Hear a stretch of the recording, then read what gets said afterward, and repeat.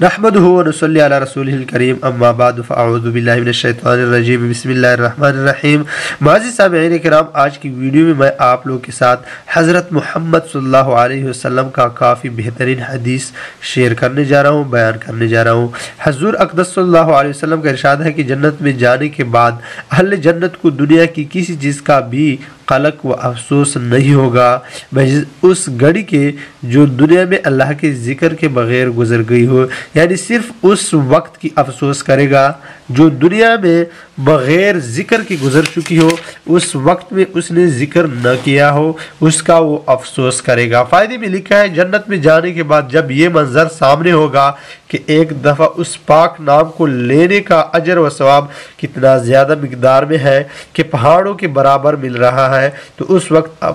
اپنی اس کمائی کے نقصان پر جس قدر بھی افسوس ہوگا ظاہر ہے۔ ایسے خوش نصیب بندے بھی ہیں جن کو دنیا ہی کی نقصان پر جس قدر بھی افسوس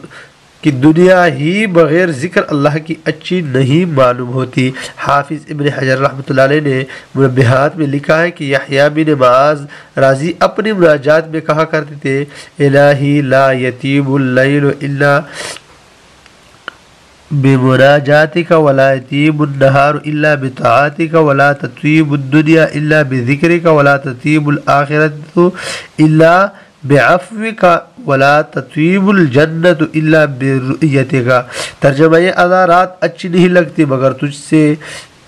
راز و نیاز کے ساتھ، اور دن اچھا معلوم نہیں ہوتا مگر تیری عبادت کے ساتھ، اور دنیا اچھی نہیں معلوم ہوتی مگر تیرے ذکر کے ساتھ، اور آخرت بلی نہیں مگر تیری معافی کے ساتھ، اور جنت میں لطف نہیں مگر تیرے دیدار کے ساتھ۔ وآخر دعوانا ان الحمد للہ رب العالمین۔